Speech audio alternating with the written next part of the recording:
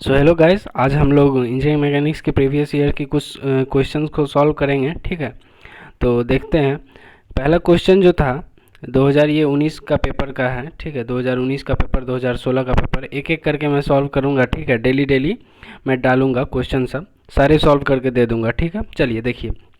तो पहला क्वेश्चन यहाँ पे क्या कहा है कि a particle is throne with A speed u at an angle theta with the horizontal.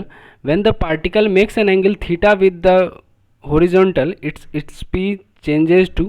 तो देखिए सिंपल सी बात है ना कि ये है हॉरिजॉन्टल। ठीक है, इस एंगल से या ये है थीटा। ठीक है, इस एंगल से हम लोग का u का स्पीड से गया। ठीक है, ये मान लीजिए u है। ठीक है, तो ये हॉरिजॉन्टल के साथ क्या बनाएगा, u cos थीटा, जैसे यहाँ पे लिखा हुआ है। वर्टिकल के साथ क्या बनाएगा, u sin थीटा। ठीक है, ये तो बेसिक बात है। तो उसी प्रकार से जब मान लीजिए भी, अब भी मान लीजिए कुछ थीटा एंगल बना रहा है हॉरिजॉन्टल के साथ, तो भी हम लोग को पता होता है क्या होता है, जो फाइनल वेलोसिटी, ये इनिशियल था, वो फाइनल वेलोसिटी, तो वो हॉरिजॉन्टल के साथ थीटा बना रहा है। ठीक है, फिगर देखते ही आपको समझ में आ गया होगा क्या क्वेश्चन है। तो ये क्या हो जाएगा, हॉरिजॉन्टल के साथ v cos थीटा। तो स्पीड उसका क्या था, देखिए, तो उसका जो हॉरिजॉन्टल का स्पीड था ये u cos थीटा था, और बाद में क्या हो गया, v cos फाई। ठीक है, फाई दिया हुआ है उसका हॉरिजॉन्टल के साथ v का, तो u इधर ही रहे, u को उस तरफ रखेंगे, cos फाई को इस तरफ, cos फाई 1/cos फाई क्या हो जाएगा, sec फाई। तो v का ये हो जाएगा आंसर। तो v की वेलोसिटी इतनी हो जाएगी। ठीक है, v cos theta sec phi, जो कि ये ऑप्शन है। अब नेक्स्ट क्वेश्चन की ओर देखते हैं। A block of mass 1 kg moved under the influence of external force on a rough horizontal face. At some instant, it has a speed of 1 meter per second due east and an acceleration of 1 meter per second square due north. Force of friction acting on it। ठीक है, तो कहा है force of friction act किधर करेगा। तो देखिए हम लोग जानते हैं इधर ईस्ट होता है, इधर वेस्ट होता है, नॉर्थ इधर, साउथ इधर। तो क्या बोला है कि ईस्ट के तरफ 1 मीटर पर सेकेंड का वो इंस्टेंटेनियस है। ठीक है ना, और एक्सेलरेशन जो है वह 1 मीटर पर सेकेंड वो नॉर्थ की तरफ है। तो हम लोग का फ्रिक्शन किधर लगता है, जिधर बॉडी का मोशन हो रहा है उसके अपोजिट में। तो बॉडी का मोशन किस तरफ हो रहा है, इस तरफ, तो इसके अपोजिट में क्या हो जाएगा, इस तरफ। तो हम लोग पढ़े हैं ना फ्रिक्शन का, तो उस हिसाब से वेस्ट हो जाएगा। ठीक है, आप लोग बोलिएगा कि एक्सेलरेशन तो उधर हो रहा है। अरे भाई एक्सेलरेशन क्या मतलब, बॉडी मूव किधर कर रहा है वह देखना है ना। चलिए आगे बढ़ते हैं। A block is placed on a plane inclined at 12 degree to a horizontal. What is maximum value of coefficient of static friction for which the block slides down the plane. तो हम लोग को मालूम है कि एफ लिमिट जो होती है या वो म्यू आर होती है। ठीक है, तो उसी हिसाब से हम लोग यहाँ पे निकालेंगे कि 12 डिग्री पे ये ऐसे करके ब्लॉक के साथ इंक्लाइंड है। ठीक है, तो इधर तो एम जी लग रहा होगा, एम जी, तो इधर ये वाला भी थीटा हो गया, तो ये एम जी कॉस थीटा हो गया और ये एम जी साइन थीटा हो गया। ठीक है, तो अब हम लोगों को क्या निकालना है, एफ एस। तो फिर उसके बाद हम लोग जानते हैं कि जो M G sine theta by M G cos theta tan theta होता है, और उसी का वैल्यू होता है म्यू। ठीक है ना, क्योंकि म्यू क्या हुआ, आप यहाँ पे देखिए, एफ बराबर म्यू आर जो है, तो म्यू बराबर क्या हो गया, एफ बाय आर। समझ में आया ना। तो फोर्स किधर लग रहा है, देखिए एम जी साइन 12 डिग्री उस तरफ लग रहा है, और नॉर्मल किधर लगा, नॉर्मल ऊपर लगेगा। तो नॉर्मल इज इक्वल टू क्या हो जाएगा, एम जी कॉस थीटा। ठीक है ना, तो इसी के साथ ये क्वेश्चन भी बन गया हम लोगों का। अब हम लोग आगे देखेंगे क्या बोला है। A railway track is banked for a speed v by making the height of outer rail h higher than that of inner rail. The distance between the rails is d। The radius of curvature of track is r। ठीक है, तो ये banking का question है, मतलब road को जो bank कर दिया जाता है ताकि वह बॉडी स्किड ना करे। ठीक है, तो हम लोगों को पहले ये समझना है। ठीक है, इतना इस टाइप से बैंक्ड है रोड, कोई रोड, ताकि वह स्किड ना करे। तो दिया हुआ है वो पटरी बैंक्ड है, तो इसका डिस्टेंस डी दिया हुआ है दो पटरी के बीच का, और जो जितना हाइट है वो ज़मीन से उठा हुआ है एक तरफ का साइड, वो एच दिया हुआ है। तो इससे हम लोग sine theta equal to H by D लिख सकते हैं, पता है ना पी बाई एच। तो थीटा की वैल्यू निकल गई, थीटा बराबर क्या हुआ sine inverse H by D. और हम लोगों को ये पता है कि tan theta is equal to V square by R G, where theta is angle of banking, R is radius of track, या यहाँ पे ट्रैक है और रेडियस ऑफ कार्वेचर होता है, ठीक है। V maximum velocity, G gravity, ठीक है। तो थीटा का वैल्यू क्या हो गया sine inverse H by D, तो यहाँ क्या हो जाएगा tan sine inverse H by D is equal to V square by R G, ठीक है। तो ये वाला आपको देख लीजिएगा क्वेश्चन में, तो ये हो जाएगा आंसर, ठीक है। अब नेक्स्ट क्वेश्चन हम लोग देखते हैं। A body moves along an uneven horizontal surfaces with constant speed at all points, the normal of the road on the body is. तो इसका आप लोग पीडीएफ निकाल लीजिए, पीडीएफ में ये सब सारा क्वेश्चन है, ठीक है। तो ऑप्शन भी रहता है उसमें, तो आपको और आसानी होगी। तो यहाँ पे हम लोगों को सबसे पहले पता करना है कि नॉर्मल रिएक्शन मैक्सिमम किस में होगा ज़्यादा, ठीक है। तो सबसे पहली बात हम लोग ए में देखेंगे। ए में क्या है हम लोगों का, ए में नीचे एम जी लग रहा है, ठीक है। बॉडी जब वहाँ से नीचे की ओर आया तो सर्किल कुछ इस प्रकार से बनेगा, ठीक है। तो जो एफ जो लगेगा हम लोग का सेंट्रीफ्यूगल फोर्स, ठीक है, वो किधर एक्ट करेगा, वो नीचे की ओर एक्ट करेगा, जो कि होता है M V square by R. अब यही ऊपर की ओर जा रहा होता तो कुछ इस प्रकार से बनता। तो सेंट्रीफ्यूगल फोर्स किधर एक्ट किया, ऊपर की ओर। अब फिर नीचे की ओर आ रहा है तो सेंट्रीफ्यूगल फोर्स भी इधर इस टाइप से सर्किल बनता, तो रेडियस ऑफ कर्वेचर इस टाइप से हो जाता, तो वो नीचे की ओर बनता। समझ में आ रहा है ना, नीचे की ओर सेंट्रीफ्यूगल फोर्स एक्ट करता। तो और इधर नीचे एम जी एक्ट कर रहा है तीनों बॉडी पे, ठीक है। तो अब नेट जो फोर्स होगा, ठीक है, नॉर्मल जो होगा, नॉर्मल क्या होता है, जितना बॉडी उसके मतलब नीचे में एक्ट कर रहा है उसके उतना ही बॉडी उस फोर्स के नॉर्मल में भी एक्ट करेगा, ठीक है। तो यहाँ पे हम लोगों को देखना है कि ए पे जो नॉर्मल होगा पॉइंट ए पे, ठीक है ना, ए कहाँ है, ये वाला पॉइंट, तो वो हो जाएगा एम जी प्लस एम भी स्क्वायर बाय आर, ठीक है, क्योंकि दोनों नीचे पे है। और बी पे क्या हो जाएगा, एम भी स्क्वायर बाय आर ऊपर है, एम जी नीचे है, तो एम जी माइनस एम भी स्क्वायर बाय आर। और सी पे भी वही हो जाएगा एम जी प्लस एम भी स्क्वायर बाय आर, ठीक है ना, क्योंकि दोनों फोर्स नीचे ही एक्ट कर रहा है। तो एक चीज़ आप देखिए, ये इक्वेशन से आप लोग को पता चल रहा होगा कि किसका नॉर्मल ज़्यादा है। सबसे पहली बात तो नॉर्मल बी तो पहले ही छट गया, ठीक है, माइनस है तो ये होगा ही नहीं। और एक चीज़ देखिए, अब यहाँ पे अगर जिसका आर अगर छोटा होगा, ठीक है, जिसका आर छोटा होगा तो उसका सेंट्रीफ्यूगल फोर्स ज़्यादा होगा, इन्वर्सली प्रोपोर्शनल है, ठीक है। और जिसका रेडियस ऑफ कर्वेचर बड़ा होगा उसका सेंट्रीफ्यूगल फोर्स कम हो जाएगा। तो यहाँ पे देखना है रेडियस ऑफ कर्वेचर किसका ज़्यादा छोटा है, ताकि उस हिसाब से सेंट्रीफ्यूगल फोर्स जो है वो ज़्यादा हो सके, क्योंकि इन्वर्सली प्रोपोर्शनल है। समझ में आ रहा है ना, नहीं आ रहा है तो पॉज करके देखिए। तो यहाँ पे देखिए ए का लेवल ऊपर की है, सी का लेवल थोड़ा नीचे है, तो रेडियस ऑफ कर्वेचर जो है ए पे कम है। समझ में आया, उसका थोड़ा कम है, तो इसलिए नॉर्मल जो एक्सेलरेशन नॉर्मल जो लगेगा वह ए पे मैक्सिमम लगेगा, ठीक है ना। अब देखिए नेक्स्ट क्वेश्चन है, जैसे ए particle of mass m in a circular path of constant radius r such that its centripetal acceleration ac is varying with time, ac is equal to k square rt square, where k is equal to constant, the power delivered to the particle by the force acting on it is क्या। Acceleration दिया हुआ है, ठीक है ना, sorry centripetal acceleration दिया हुआ है, v स्क्वायर बाय आर हम लोग को पता है होता है, और उसका दिया हुआ है के स्क्वायर आर टी स्क्वायर, ठीक है, के कांस्टेंट की जो वैल्यू, तो उस हिसाब से वी स्क्वायर इजकल टू के स्क्वायर आर स्क्वायर टी हो जाएगा। काइनेटिक एनर्जी हम लोग को पता है हाफ एम बी स्क्वायर होता है, तो हाफ एम के स्क्वायर आर स्क्वायर टी हो जाए टी स्क्वायर हो जाएगा। अब देखिए यहाँ पे पावर का हम लोग पता है ना, energy with respect to time, ठीक है ना, या energy by change in time. तो डी बाई डी टी हम लोग डिफ्रेंशिएट कर देंगे इसको,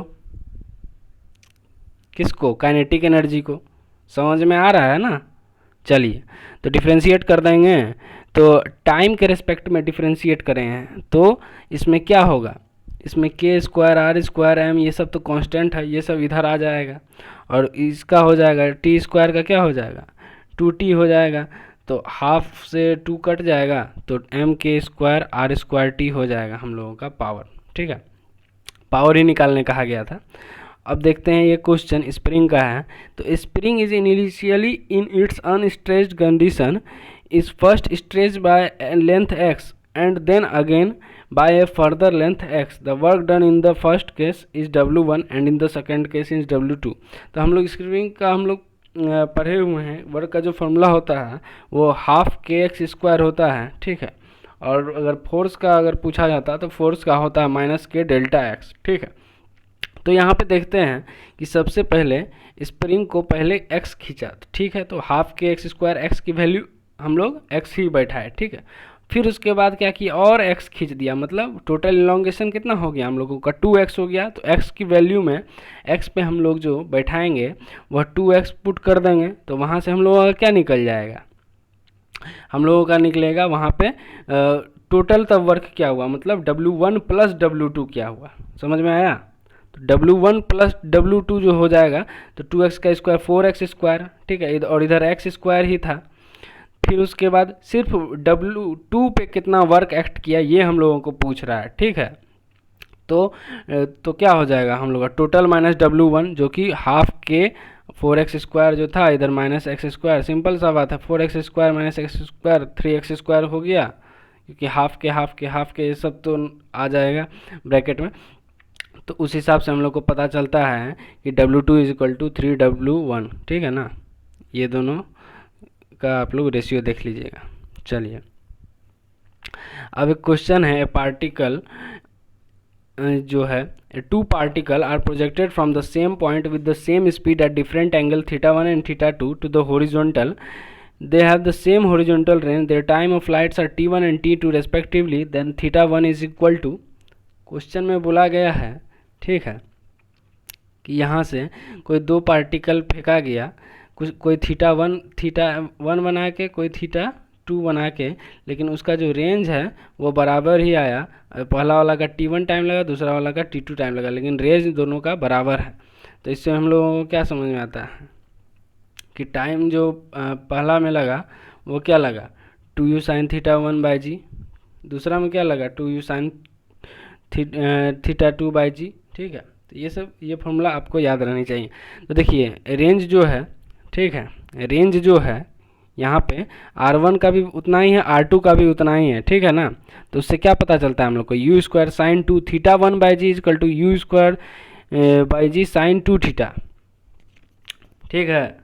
तो उस हिसाब से हम लोग को ये चीज़ समझ में आता है कि साइन 2θ1 साइन 2θ2 के बराबर कब होगा, जब थीटा की वैल्यू कितनी होगी 90 माइनस θ1 होगी θ2 की वैल्यू, ठीक है या नहीं। तो ये ऑब्जेक्टिव क्वेश्चन भी था कि अगर रेंज सेम है, आप कितना भी एंगल से इसको फेंकिए या इसको कितना भी एंगल से फेंकिए, अगर रेंज दोनों का सेम है तो दोनों एंगल का जो सम होता है वह 90 डिग्री होता है।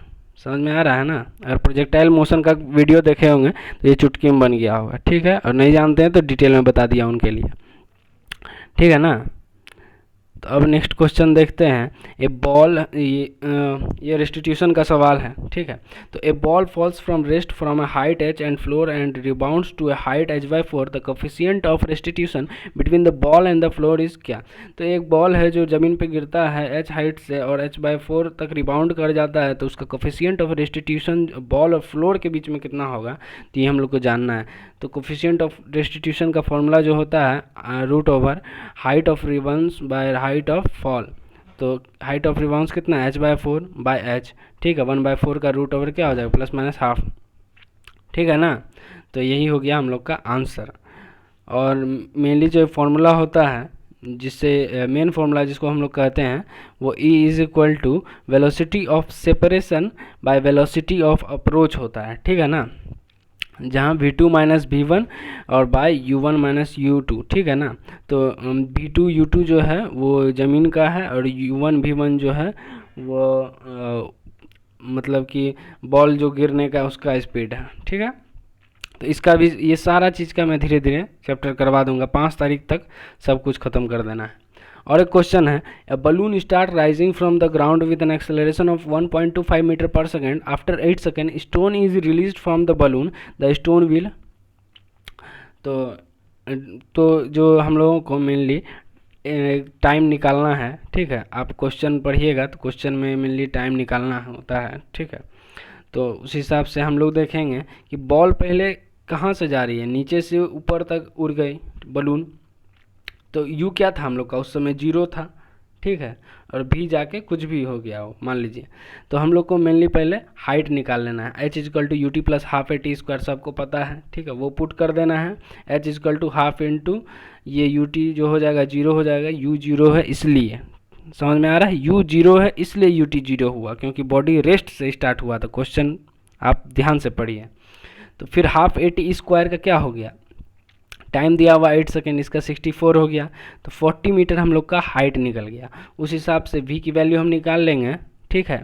v is equal to U plus AT, तो v is equal to 1.25 plus 8, u जो 0 है तो 10 मीटर पर सेकेंड। अब देखिए यहाँ पे ट्विस्ट, हाइट 40 मीटर है, ठीक है, बॉल वेलोसिटी जो है, अब बॉल जहाँ तक उड़ चुका है वहाँ 10 मीटर पर सेकेंड वहाँ पे वेलोसिटी है उसका, ठीक है।